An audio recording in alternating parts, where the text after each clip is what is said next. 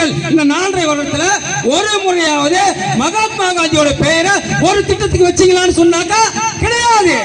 அப்ப மகாத்மாவுடைய காந்தியை போல பேரை நீங்க பாராளுமன்றத்தில் பேசுறதுல என்ன அறிஞர் இருக்கு, என்ன யோகியர் இருக்கு உங்களுக்கு? அப்ப நம்ம கேட்கணுமா? உங்க அப்பா செத்துட்டாரு, அப்ளிகேஷன் எடுத்து நீ கொடுத்தியா? முக ஸ்டாலின் அவர்களே தேர்தல் ஆணையத்தில் நீங்க கொடுத்தீங்களா? எங்க அப்பா செத்துட்டாரு, அவரோட ஓட்டை நீக்கிறீங்க, நீங்க கொடுத்தீங்களா? எவனும் கொடுக்க மாட்டான், நானும் கொடுக்க மாட்டேன், யாருமே கொடுக்க மாட்டாங்க. இந்த வேலையை யாரும் செய்ய மாட்டான். அந்த வேலையை செய்யணும் ஒருத்தன் வேணும், அவன் தான் தேர்தல் ஆணையம். செத்தவன் ஓட்டை நீக்கிறதுக்கு ஒருத்தன் வேணுமா வேணாமா? அப்ப அவன் யாரு? அவன் தான் தேர்தல் ஆணையம். நீ எத்தனை வருஷமா செத்தவன் ஓட்டை நீயே போட்டு இருப்ப? எத்தனை வருஷமா டபுள் ஓட்டை நீயே போட்டு இருப்ப? எத்தனை வருஷமாக குடிபெயர் நிரந்தரமாக குடிபெயர்ந்த ஓட்டை நீயே போடுவ? அதை நீக்கிறதுக்கு ஒரு அதிகார மையம் வேண்டாமா? அப்படி ஒரு அதிகார மையம் வேண்டும் என்றால் அதுதான் தேர்தல் ஆணையம். இந்திய அரசியலமைப்பு சட்டம் அவங்களுக்கு ஒரு வாய்ப்பு கொடுத்திருக்கு. நீங்கள் தான் இதை செய்ய வேண்டும் என்று ஒரு வாய்ப்பு கொடுத்திருக்குது. இது இப்போ நடக்குது. 2002 நடந்துச்சு. 2002 யார் ஆட்சியில் இருந்தா? நாம தான் ஆட்சியில் இருந்தோம். பாரதிய ஜனதா கட்சி ஆட்சியில் இருந்தது. கூட்டணியில் யார் இருந்தா? இந்த திமுக இருந்தது. நம்முடன் இந்த திமுக இருந்தது. அப்ப எஸ்ஐஆர் இருக்கும் போது 9 ஓட்டையை மூடிட்டு இருந்தீங்களா? ஏன் அப்ப வாய் திறந்து கேட்கலையே? இதே தமிழகத்தில் 2002 எஸ்ஐஆர் நடந்துச்சு. அப்ப பிஜேபியோட கூட்டணி இருந்தது திமுக. அப்ப வாயை திறக்கல. 2005 திரும்ப எஸ்ஐஆர் நடந்துச்சு. அப்ப இங்க கூட்டணி இருந்தது யாரு? காங்கிரஸ். மத்தியில காங்கிரஸ், மாநில திமுக. அப்பயே நீங்க கூட்டணியில் இருந்தீங்களே, அப்பயே வாயை திறந்து பேசல. அப்ப மத்தியில கூட்டணியில நீங்க இருக்கும்போது வாயை முடிப்பீங்க.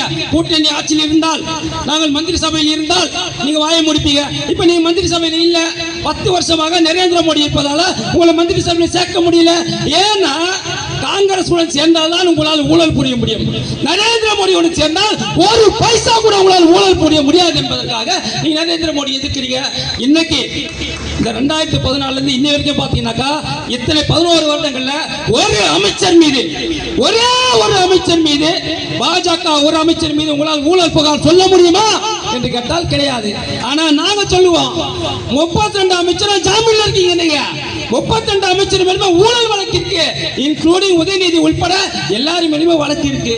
ஆனா எங்கள் பாரத பிரதமர் நரேந்திர மோடி மீது வழக்கு இருக்கா? கிடையாது. அமித்ஷா அவர்கள் மீது ஊழல் வழக்கு இருக்கா? கிடையாது. ஆனா திமுக அமைச்சர்கள் அனைத்து பேர் மீது ஊழல் வழக்கு இருக்கு. எப்படி? இப்ப புதுசா ஒரு ஊழல் கண்டுபிடிச்சிருக்காங்க. ஏன்னா நான் உங்களுக்கு தெரியும், சமீபத்தில் அமைச்சர் முத்துசாமி அவர்கள் முக்கியமான ஒரு கருத்தை பேசினாரு. பத்திரிகையாளர்லாம் கேட்டாங்க, ஐயா நீங்க எதுக்கு பாட்டிலுக்கு 10 ரூபாய் எடுக்கிறீங்க அப்படின்னு கேட்டாங்க. அப்ப அவர் சொன்னாரு, நாங்க பாட்டிலுக்கு 10 ரூபாய் எடுப்பதே நீங்க பாட்டில திரும்பி கொடுத்துட்டா நாங்க 10 ரூபாய் திரும்பி கொடுத்துருவோம் சொன்னாரு. நாம என்ன கேள்வி கேட்கும் போது சொன்னாரு, எதுக்குடா நீ பாட்டிலுக்கு 10 ரூபாய் எடுக்கிறான்னு கேட்கும் போது சொன்னாரு. ஆனா இன்னைக்கு இன்னொரு 10 ரூபாய் எடுக்கிறான். ஒரு குவார்ட்டரோட விலை 250 ரூபாய் என்றால் இன்னைக்கு எவ்வளவு தருமா எடுக்கிறான்? 270 ரூபாய் எடுக்கிறான். ஏன்டா 270 ரூபாய்னு கேட்டாக்கா, ஏற்கனவே ஒரு 10 ரூபாய், அந்த 10 ரூபாய்க்கு தான் விலகன்னு சொன்னாரு. யாரு? முத்துசாமி. நாங்க ஏன் அந்த 10 ரூபாய் எடுக்கிறோம் தெரியுமா? நீ பாட்டில திரும்பி கொடுத்துரு, அந்த 10 ரூபாய் நாங்க திரும்பி கொடுத்துருவோம். ஆனா இன்னைக்கு இன்னொரு 10 ரூபாய் சேர்த்து எடுக்கிறான். நீங்க யார வேணாலும் கேளுங்க, ஏன்டா 10 ரூபாய் எடுக்கிறேன்னு கேட்டாக்கா, நாங்க பாட்டில திரும்பி கொடுத்தா 10 ரூபாய் திருப்பி கொடுத்துருவோம். அப்ப இதுக்கு முன்னாடி ஒரு 10 ரூபாய் எடுத்தியா, அது ஏன்டா எடுத்தேன்னு கேட்டாக்கா அது எனக்கு தெரியாது. அப்ப ஒரு குவார்ட்டருக்கு 20 ரூபாய் இன்னைக்கு நவீன முறையில கொள்ளையடித்து கொண்டிருக்குது இந்த தமிழக அரசு.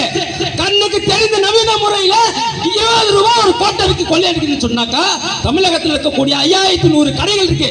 அப்ப எவ்வளவு கோடி ரூபாய் நீங்க ஒரு நாளைக்கு கொள்ளையடிக்கிறீங்க? ஒரு நாளைக்கு கோடிக்கணக்கான ரூபாயை கொள்ளையடிக்கக்கூடிய ஒரு கட்சியாக, கொள்ளையடிக்கக்கூடிய ஒரு அரசாங்கமாக இந்த அரசாங்கம் மாறி இருக்கு. இதை நம்ம யாரும் கேட்க மாட்டோம். நமக்கு என்ன, அவன் ஒரே வார்த்தை சொல்லுவான், திமுக காரன், இந்தி உள்ள நுழைஞ்சிரும், பாஜக உள்ள வந்துரும், நரேந்திர மோடி உள்ள வந்துருவாரு. என்னைக்கு தமிழக மக்களுக்கு இந்தி என்ற ஒரு பொருள் புரிகிறதோ அன்று தமிழகத்தில் திமுக இருக்காது, விசிக இருக்காது, கம்யூனிஸ்ட் இருக்காது, வைகோ இருக்க மாட்டான். ஒட்டுமொத்த திராவிட கூட்டத்தையும் ஓட விடுவது எப்பன்னா இந்தி என்ற ஒரு சொல் நமக்கு தெரியும் போதுதான். அதனாலதான் 4 நூற்றாண்டு ஆண்டுகளாக இந்தி என்றால் என்னன்னே நம்மள கத்துக்க விடல. ஆனா அவன் பையன் படிப்பான், அவன் பேரன் படிப்பான், அவன் முப்பாட்ட படிப்பான், எல்லாருக்கும் இந்தி தெரியும். நமக்கு மட்டும் இந்தி தெரியாம கத்துக்க விட்டுட்டான், நம்மளை தெரிய விட்டுட்டான். ஏன்னா இந்தி தெரிந்து விட்டால் மோடி என்ன பேசுறாரு நமக்கு புரிஞ்சிடும், அமித்ஷா என்ன பேசுறாரு நமக்கு புரிஞ்சிடும், மத்திய அமைச்சர் என்ன நடக்குது நமக்கு புரிஞ்சிடும். அதனால நம்மள இந்தி கத்துக்க விடாம பண்ணிட்டாங்க. இந்தி கட்டாயம் என்று சொல்லவில்லை. உங்களுக்கு சமீபத்தில் தெரியும், சுப்ரீம் கோர்ட் மிகப்பெரிய ஒரு கண்டனத்தை தமிழகத்துக்கு தெரிவிச்சிருக்கு. என்னன்னா, நவோதயா பள்ளியை ஏண்டா திறக்கலன்னு கேக்குது. நவோதயா பள்ளியில என்னன்னு தெரியுமா? தமிழகத்துக்கு கொண்டு வரவே இல்லை. தமிழக இந்தியாவில் இருக்கக்கூடிய அனைத்து மாநிலத்திலையுமே நவோதயா பள்ளிகள் இருக்கு. கிட்டத்தட்ட 638 மாவட்டத்தில் நவோதயா பள்ளி இருக்கு. அங்க என்ன தெரியுமா நடக்கும்? நவோதயா பள்ளியில உன் பிள்ளைய நீ போய் சேர்க்கணும். எப்ப தெரியுமா சேர்க்கணும்? 6ஆம் வகுப்பு முதல் 12ஆம் வகுப்பு வரை அவன் படிக்கலாம். ₹1 நீ கட்டணம் கட்ட தேவையில்லை. அவனுக்கு நீ சாப்பாடு போட தேவையில்லை. அந்த 6 வருடம் அங்கேயே தங்கி படிக்கலாம். 6வது முதல் 12வது வரைக்கும் அவன் அங்கேயே தங்கி படிக்கலாம். இவன் சொல்றான் அதுக்கு சுப்ரீம் கோர்ட்ல அங்க இந்தியை கட்டி கொடுப்பாங்க. அங்க இந்தி கட்டாயம் என்று பிரதமரும் சொல்லவில்லை, அமித்ஷா அவர்களும் சொல்லவில்லை, சட்ட பார்லிமெண்ட்லயும் யாருமே சொல்லல இந்தி கட்டாயம் என்று. இது வரைக்கும் ஒரே ஒரு சான்று கொடுங்க. ஆண்மகன் எவனாவது திமுகவில் இருந்தால், ஆண்மகன் எந்த ஒரு எம்எல்ஏவோ அமைச்சராகவோ இருந்தால் இந்தி கட்டாயமாக படிக்க வேண்டும் என்று என் பாரத பிரதமர் நரேந்திர மோடியோ அல்லது உள்துறை அமைச்சர் அமித்ஷா அவர்களோ ஒரே ஒரு பிரஸ் மீட்ல சொன்னாரு, ஒரு சான்று கொடுங்கடா மானம் கட்டவர்களே, ஒரு சான்று கொடுங்கன்னு கேட்டா ஒருத்தனை கொடுக்க மாட்டான். ஏன்னா அப்படி சொல்லவே இல்லை. நரேந்திர மோடியும் இந்தியை கற்றுக்கொள்ளுங்க என்று சொல்லவில்லை, அமித்ஷா அவர்களும் சொல்லவில்லை. விருப்பம் கற்றுக்கோ, இல்லைன்னா போ. உனக்கு இந்தி வேணா இந்தி கத்துக்கோ, உனக்கு தெலுங்கு வேணா தெலுங்கு கத்துக்கோ, உனக்கு மலையாளம் வேணா மலையாளம் கத்துக்கோ, உனக்கு மராட்டி வேணா மராட்டி கத்துக்கோ. இதைத்தான் சொல்கிறாங்க. 3வது மொழியாக ஏதாவது ஒரு இளவை படித்து தொலையுங்கள் என்றால் சொல்கிறார்கள்.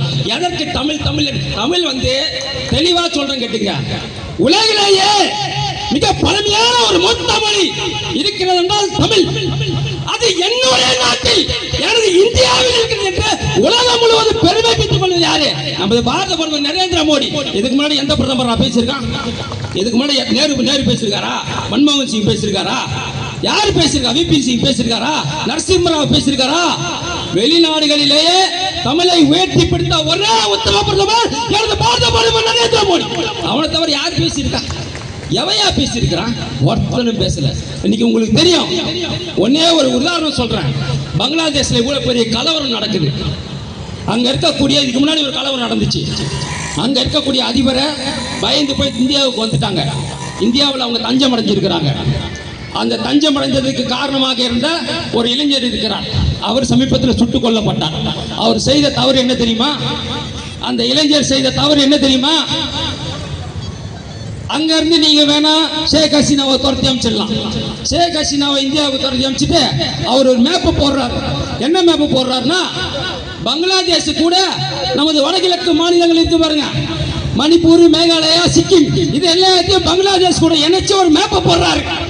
மேப்பை போட்டு முடிச்ச அடுத்த நாள் எவன் சுட்டானே அவருக்கு தெரியல, செத்துட்டான். மேப்பை போட முதல் செத்து போயிட்டீங்க. என் நாட்டில் இருந்துக்கிட்டு என் சோட்டா தின்னுக்கிட்டு என்னோட நாட்டை நீ ரெண்டா பிரிப்பேன்.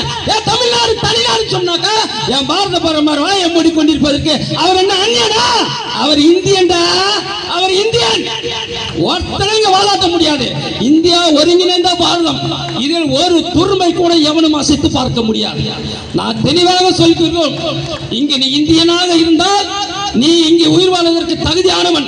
நீ அந்நியனாக இருந்தால் பங்களாதேஷில் அந்த நபருக்கு ஏற்பட்ட நிலைமைதான் இங்கே இந்தியாவை எதிர்க்கும், இந்தியாவை பிளக்க நினைக்கும், இந்தியாவை துண்டாத நினைக்கும் ஒவ்வொருத்தருக்கும் அந்த நிலைமை ஏற்படும் என்று சொல்லிக்கொண்டு வாய்ப்பு பாராட்டி விடைபெறுகிறேன். நன்றி, வணக்கம்.